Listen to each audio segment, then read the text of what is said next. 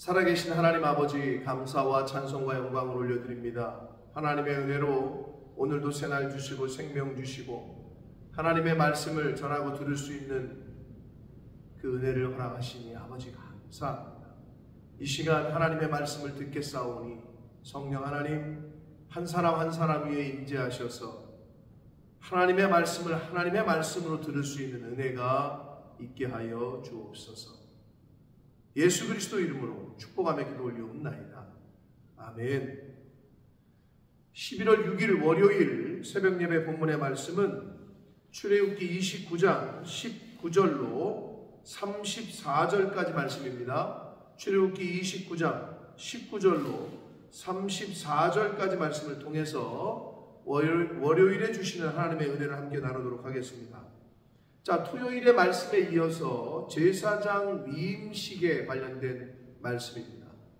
그래서 제사장 위임식 때에 속죄제와 번제 그리고 화목제를 드리게 되는데, 토요일날 그 속죄제와 번제까지 18절 말씀까지 우리가 함께 살펴봤고, 오늘은 제사장 위임식에 어떻게 보면 특별한 화목제라고 할 수 있는 제사장 위임식 화목제에 대한 그 말씀, 그리고 대제사장이 입었던 성의, 대제사장의 옷이 이제 다음 대제사장이 이제 죽으면 다음 그 대제사장이 될 사람에게 그 옷을 물려주게 된단 말이에요.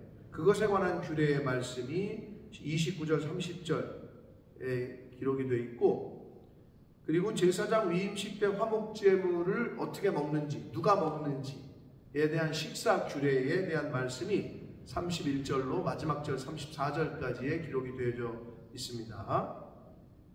자, 그러면 이 제사장 위임식 때 화목제를 하나님이 이제 하라고 하시는데, 여기서 중요한 건 뭐냐? 물론 앞에서도 나왔습니다만은 20절을 보시면 순양을 잡되 그것의 피를 가져다가 아론의 오른쪽 귓부리와 그의 아들들의 오른쪽 귓부리 그리고 그 오른손 엄지 오른발 엄지에 바르라고 되어 있어요. 그 피를. 그리고 그 피를 제단 주위에 뿌려라, 이렇게 되어 있어요. 그러니까 귀를 이 오른쪽 귓부리, 그 다음에 오른손 엄지 오른발 엄지에 그 엄지발가락에 바르라는 것은 구별되는 걸 말하는데, 제사장의 삶은 모든 삶 가운데에서 먼저 구별되어야 함을 보여주시고 있습니다.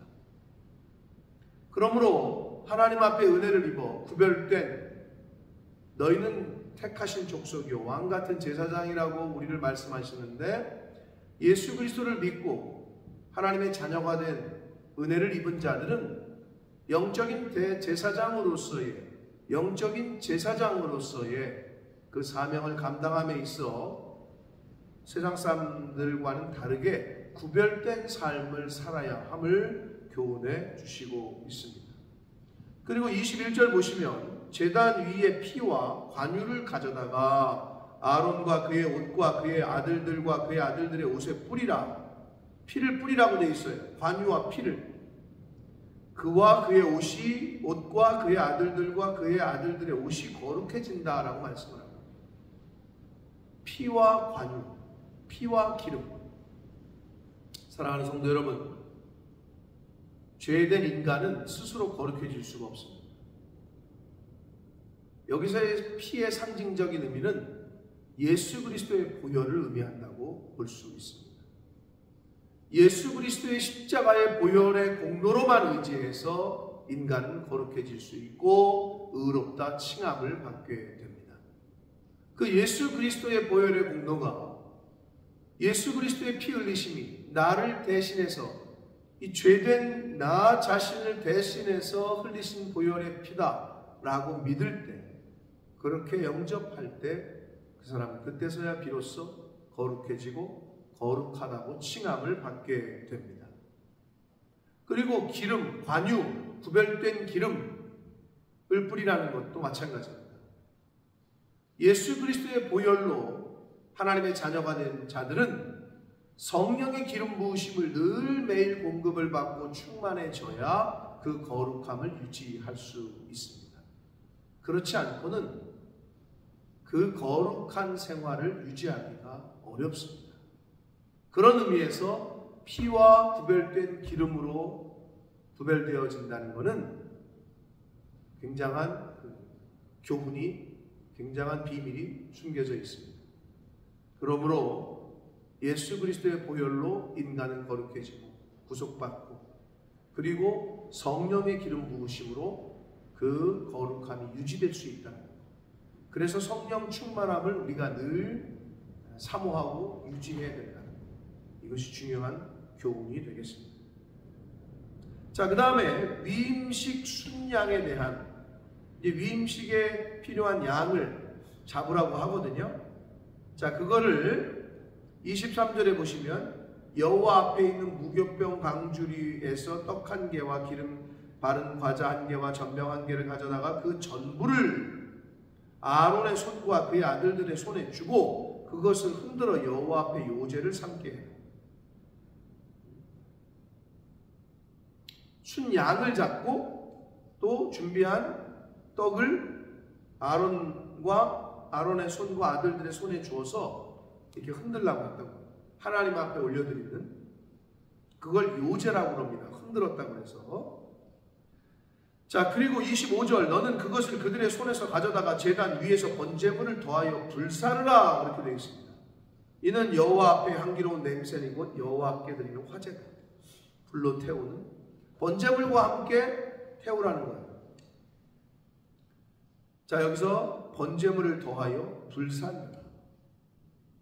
자, 번제는 온전한 헌신을 의미한다고 했습니다.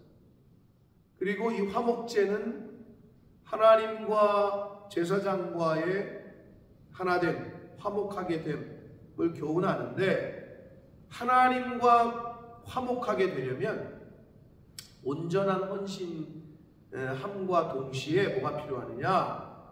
나 자신의 모든 것을 불살라 헌신한다는 그런 자세, 이가 필요합니다. 그래야 화목해져요. 이건 뭐 신앙적인 관계에서도 그렇고 인간적인 관계에서도, 부부관계에서도, 가족관에서도 마찬가지예요. 한 사람이 헌신하고 완전히 자기 자신을 불태워 충성하고 헌신하고 그 삶을 바칠 때 화목해지는 거예요.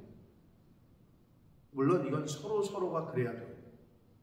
그렇지 않고는 한 사람만, 아내만 계속 자기를 부인하고 자기 모든 것을 헌신해서 섬긴다.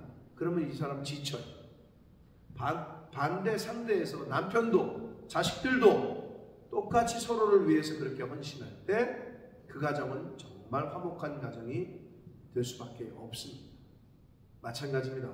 여기서 번제물을 더하여 불사르라. 우리의 삶을, 내 속에 있는 못된 것, 옛사람을 불사르라, 죄를 불사르라 해야 하나님과 화목한 관계가 유지가 된다 라는 교훈이 이 말씀에 숨겨져 있는 교훈입니다.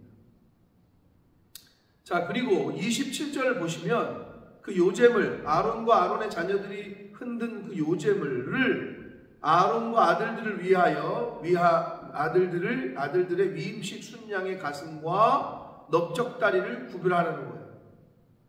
이 순양의 가슴과 넓적다리는 이스라엘 자손이 아론과 그의 자손에게 돌릴 영원한 분깃이라고 28절에 기록하고 있습니다. 하나님께 드리는 거지만 그것은 아론과 아론의 자손들, 즉 제사장들에게 주시는 분깃이다 라고 말씀합니다. 사랑하는 성도 여러분, 하나님을 위해서 일하신, 당신을 위해서 일하는 자들의 필요를 공급해 주십니다. 회사도 회사를 위해서 일하는 사람들에게 월급을 주죠. 하물며 하나님을 위해서 일하는 사람들을 하나님이 굶기시겠어요? 그렇지 않습니다. 하나님의 일을 감당하는 사람들은 하나님께서는 그 필요를 공급해 주십니다. 여러분, 이것을 믿으셔야 돼요. 그래야 주의 일을 감당할 수가 있어요. 목사만이 아니에요. 성도도 마찬가지예요. 하나님의 나라와 교회를 위해서, 영혼 구원을 위해서, 복음 전파를 위해서 자신의 물질과 시간과 몸을 헌신해서 드렸을 때 그거를 채우시고 그 필요를 공급하시고 갚으시는 분이 하나님이신 줄 믿습니다.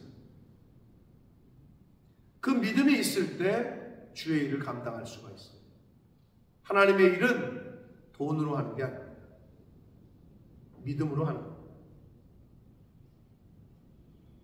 29절부터 30절에서는 보시면 아론의 성인은 후에 아론의 아들들에게 돌릴진데 그들이 그것을 입고 기름 부음으로 위임을 받고 그를 이어 제사장이 되는 아들이 회막에 들어가서 성소에서 섬길 때에는 1회 동안 그것을 입어라. 일주일 동안 7일 동안 그것을 아론의 대제사장의 옷을 입게 했어요. 그게 이제 다음 대제사장에게 전수하는 그런 절차인데, 하나님 앞에 나아가는 대제사장은 반드시 대제사장이 입어야 하는 옷을 입어야 했단 말이에요. 하나님 앞에 나아가려면 저와 여러분은 의의 옷, 예수 그리스도로 옷 입어야 해요. 흰옷, 빛나고 고운 쇠마포, 이걸 입어야 해요. 그렇지 않고는 하나님 앞에 나아갈 수가 없습니다.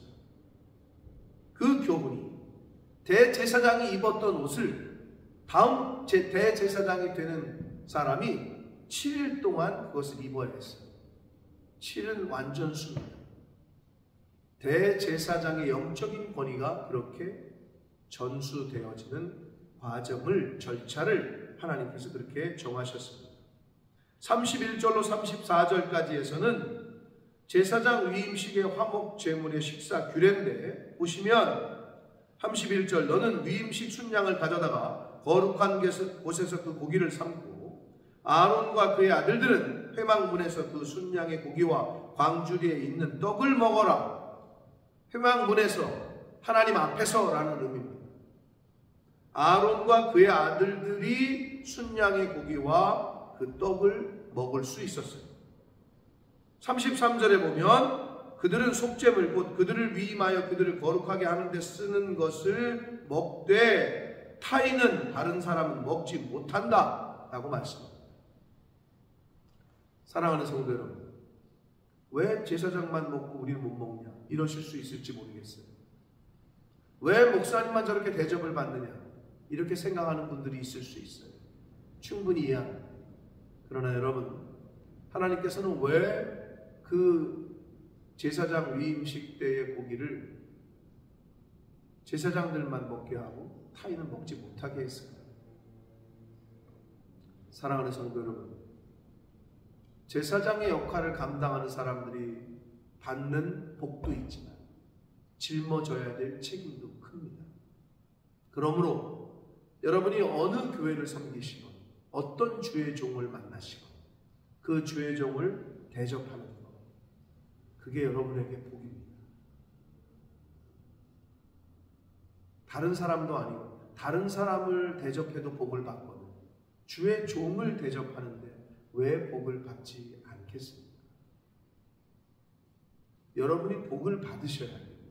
그러기 위해서 주신 말씀대로 제사장의 것은 제사장에게 돌려야 되고 그렇게 대접하는 것이 여러분의 삶 가운데 하나님이 주시는 복을 받고 여러분의 삶이 윤택해 되어지는 하나님의 이 성경에 말씀하신 비밀을 깨달으셔서 잘 섬기시라. 여러분의 담임 목사님을, 담임 목자를 잘 섬기세요. 타인은 먹지 못하게 했습니다. 그리고 남아있는 고기, 그러면 다른 사람 줘도 되잖아요. 불사르게 했어요. 하나님께서 구별하신 그 거룩한 것이기 때문에 구별된 사람만 먹게 했다. 이게 영적인 질서. 사랑하는 성도 여러분, 때론 이해가 안 되고 우리의 상식으로 이해 안 되는 것들이 있을 수 있습니다. 그러나 이해가 안 되시면 그냥 믿고 순종하십시오.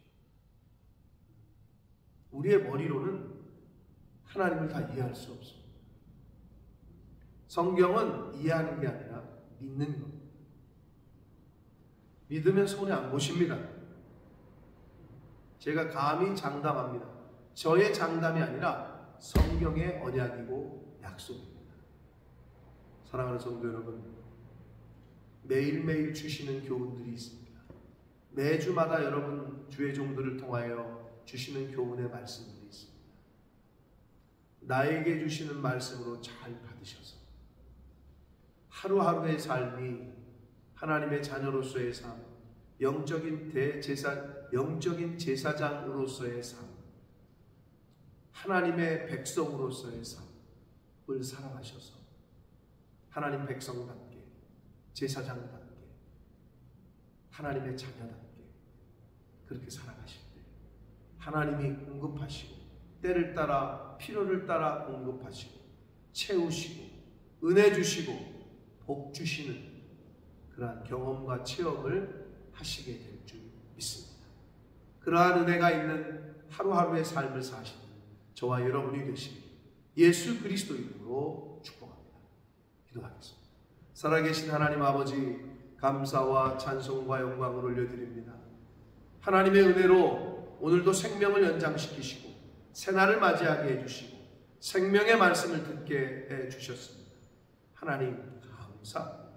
아버지, 오늘 주신 말씀, 주신 교훈 가슴에 잘 새기고 오늘 한날을 살게 하시고 하나님이 생명 주시는 날 동안에 이 교훈을 잊지 않고 오늘 받은 말씀, 또 매일매일 주시는 교훈의 말씀, 생명의 말씀을 양식으로 삼아 하루하루를 하나님의 자녀로, 제사장으로, 하나님 나라의 백성으로 살아가는 제가 되게 해주시고 이 말씀을 듣는 모든 심령들이 되도록 주님 은혜 내려 주옵소서.